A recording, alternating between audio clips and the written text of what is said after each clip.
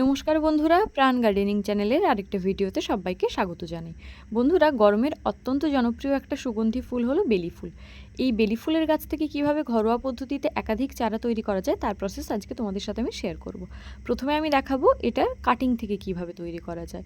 এই পেন্সিল সাইজের মোটামুটি যে ব্রাঞ্চগুলো আছে, একটু ব্রাউন কালার হয়েছে, এরকম একটা পুরনো ব্রাঞ্চকে আমরা নিয়ে নেব। নিয়ে তার সাথে যত এরকম গ্রিন কালারের কচি ব্রাঞ্চ থাকবে সেগুলোকে আমরা ভেঙে দেবো, বা ডালে যদি কোনো পাতা থাকে সেগুলোকে আমরা ভেঙে দেব। তো ডালে পাতাগুলো মোটামুটি একটা রাখা যেতে পারে, যাতে ডালের কোনটা সোজা দিক কোনটা উল্টো দিক সেটা যাতে বোঝা যায়, কারণ আমি অনেককেই দেখেছি যে সেটা বুঝতে পারে না। তো তারপর আমি সেটাকে একটু হালকা জলে ভিজিয়ে রুট হরমোন লাগিয়ে নিলাম। এখানে যদি রুট হরমোন না থাকে তাহলে কিন্তু অ্যালোভেরা জেলও ইউজ করা যায়, বা দারুচিনি গুঁড়ো মধু একসাথে মিশিয়ে সেটাকেও ব্যবহার করা যায়। আর বালিটায় যেটাই বসাবো সেটা কিন্তু আগে থেকে ধুয়ে শোধন করা হতে হবে। তো এই প্রসেসে আমি মোটামুটি অনেকগুলো ডাল কাটিং করে বসিয়েছিলাম। তো সেই ডালগুলো থেকে মোটামুটি আমার মনে হচ্ছে যে ব্রাঞ্চ বেরিয়ে গেছে। তো আমি 1 মাস পরে এটাকে বের করছি রুটটা কতটা হয়েছে সেটা দেখার জন্য। তো এই দেখো, রুটটা মোটামুটি এই পর্যায়ে বেরিয়েছে। এই দুটো একটা করে রুট কিন্তু এরকম জায়গায় ছেড়েছে। তো কাটিংয়ের উপযুক্ত সময় হলো গিয়ে ফেব্রুয়ারি থেকে, অর্থাৎ ফেব্রুয়ারির শেষের দিক থেকে মার্চ মাসের শুরুর দিক পর্যন্ত। এই সময় যদি কাটিং না করা যায় তাহলে বেস্ট অপশন হবে বর্ষাকালে। বর্ষাকালে কিন্তু কাটিং খুব তাড়াতাড়ি বাড়ে, রুটটা খুব তাড়াতাড়ি ছাড়ে।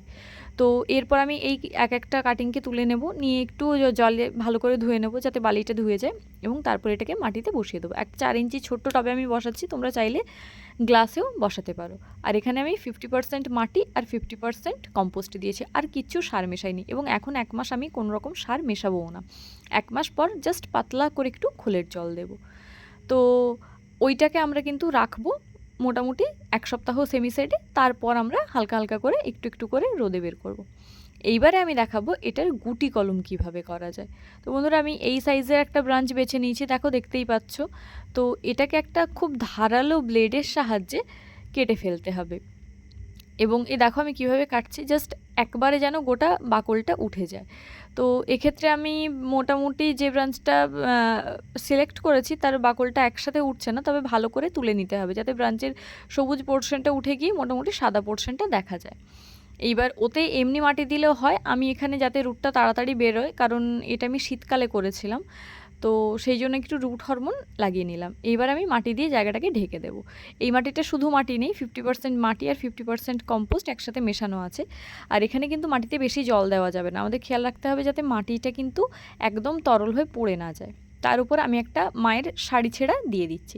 তোমরা চাইলে সুতির কোনো রুমাল ছেঁড়া ব্যবহার করতে পারো, এক্ষেত্রে প্লাস্টিকও ব্যবহার করা যায়। আর আমি ওই কাপড়েরই একটা সরু পাড় দিয়ে মোটামুটি বেঁধে দিচ্ছি। এক্ষেত্রে চাইলে কিন্তু মোটামুটি সুতোও ব্যবহার করা যায়। যেহেতু এটা একদম সুতির জিনিস, তাই এটা যখন মাটিতে আমরা প্রতিস্থাপন করব কিছু মাসের মধ্যেই এটা মাটির সাথে পচে মিশে যাবে। চাইলে পাটের ব্যাগও ব্যবহার করতে পারো।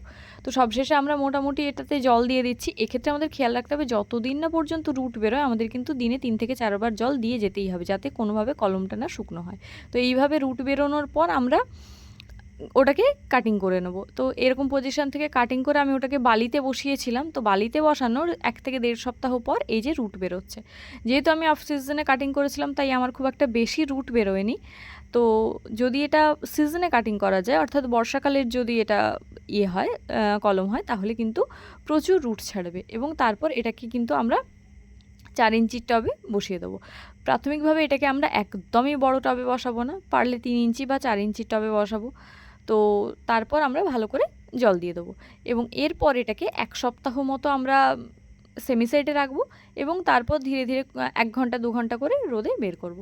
তো এইভাবে আমি একটা বেলি ফুলের গাছ থেকে একাধিক চারা তৈরি করেছি।